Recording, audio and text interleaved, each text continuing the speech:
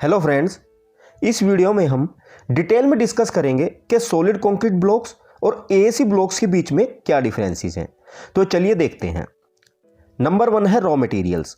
Solid concrete blocks Portland cement, water, sand और gravel के mixture से तैयार किए जाते हैं, पर AAC blocks cement, sand, lime, gypsum, aluminium powder, water, fly ash और एरेशन एजेंट्स के मिक्सचर से तैयार किए जाते हैं। Number 2 colours. Solid concrete blocks का कलर लाइट ग्रे होता है, पर एएसी ब्लॉक्स ग्रे कलर के होते हैं। Number 3 weight.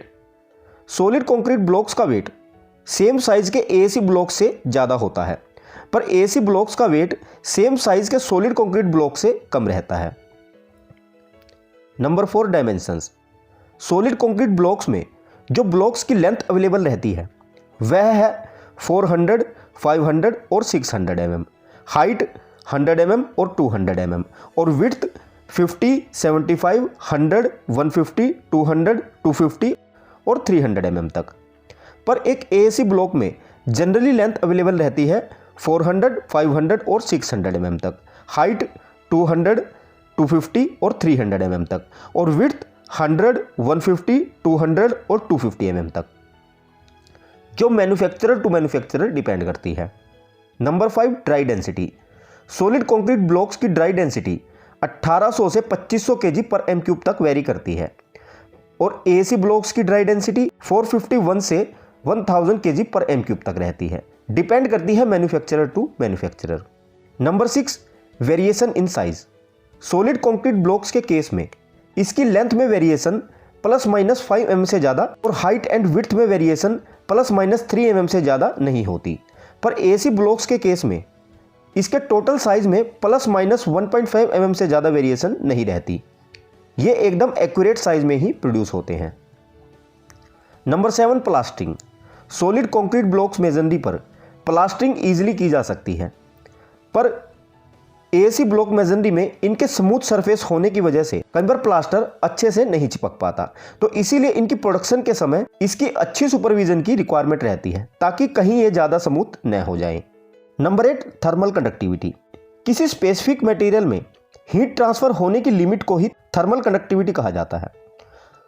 Solid concrete blocks की थर्मल कंडक्टिविटी ज़्यादा होती है, इसीलिए सॉलिड कंक्रीट ब्लॉक्स ज़्यादा हीट ट्रांसफर करते हैं as compare to AAC block, पर एएसी ब्लॉक की थर्मल कंडक्टिविटी कम होती है, इसीलिए एएसी ब्लॉक्स कम हीट ट्रांसफर करते हैं as compare to solid concrete blocks, जो विंटर में वार्म और समर में कूल रहते हैं और एयर कंडीशनिंग की एनर्जी की कॉस्ट भी सेव करते हैं अपनी थर्मल कंडक्टिविटी के कारण।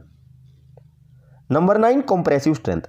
डेंसिटी और ग्रेड ऑफ ब्लॉक्स के बेस पर सॉलिड कंक्रीट ब्लॉक की कंप्रेसिव स्ट्रेंथ 4 से 5 न्यूटन पर mm² तक रहती है, पर एएसी ब्लॉक की कंप्रेसिव स्ट्रेंथ 2 से 7 न्यूटन पर mm² तक रहती है, जो इनके ग्रेड और डेंसिटी पर डिपेंड करती है। Number 10 sound insulation.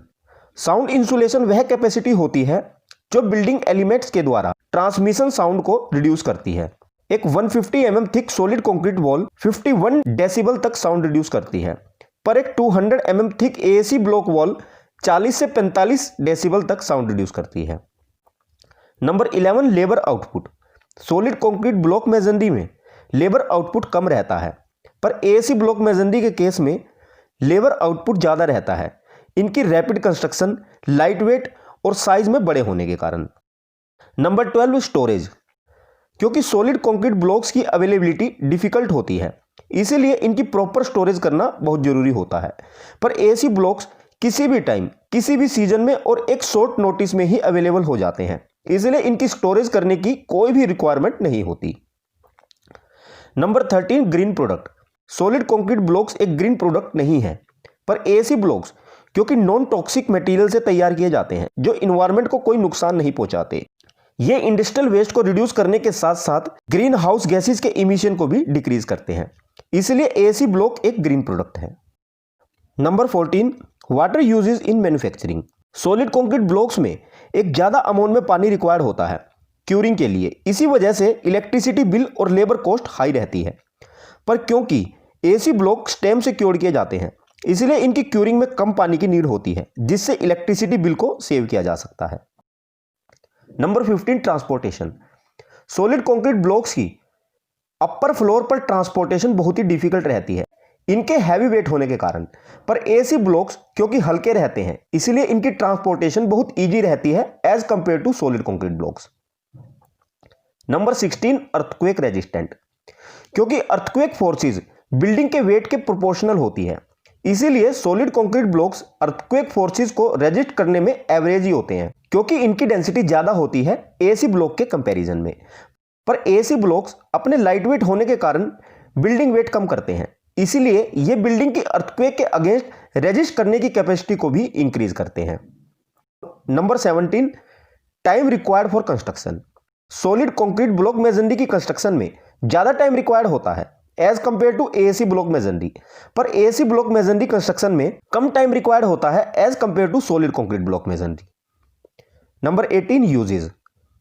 Solid concrete blocks load bearing और नॉन लोड बियरिंग दोनों ही वॉल्स के लिए सुटेबल रहते हैं। इसके अलावा ये foundations, basement walls, retaining walls, garden walls, chimney और फायर प्लेसेस के लिए भी यूज किए जाते हैं।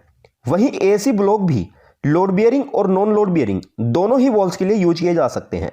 पर AC block high rise building के लिए रिकमेंड किए जाते हैं क्योंकि ये बिल्डिंग का टोटल लोड कम करने में बहुत ही हेल्पफुल रहते हैं। इसके साथ साथ एसी ब्लॉक्स इंटरनल और एक्सटर्नल वॉल्स के लिए भी यूज किए जा सकते हैं। और नंबर 19 है कॉस्ट। सॉलिड कंक्रीट ब्लॉक्स के यूज से किसी भी तरह की सेविंग नहीं की जा सकती। सॉलिड कंक्रीट ब्लॉक्स वाली बिल्डिंग की कॉस्ट ट्रेडिशनल फ्रेम्ड कंस्ट्रक्शन की कॉस्ट से हाई रहती है। पर जब हम एसी ब्लॉक को बिल्डिंग में यूज करते हैं तब हम 15% तो स्टील और 7% तक कंक्रीट सेव कर सकते हैं। एसी कंक्रीट ब्लॉक्स फाउंडेशन के ऊपर लोड को भी रिड्यूस करते हैं इनके खुद के लो वेट होने के कारण और कंजप्शन ऑफ स्टील सेव करने के कारण, इसीलिए ये स्ट्रक्चरल कॉस्ट को कम करते हैं।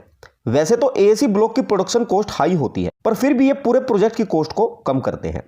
तो फ्रेंड्स, मैंने यहाँ सॉलिड कंक्रीट ब्लॉक्स और एसी ब्लॉक्स के बीच के सभी डिफरेंसेस क्लियर कर दिए हैं। So like the video if you learn something and be sure to share it with someone who might benefit from it. Subscribe to my engineering support channel and push the notification bell so that you won't miss the new videos. If you have any query or suggestion regarding this topic, please mention it in comment section. See you in the next video. Finally, thanks for watching.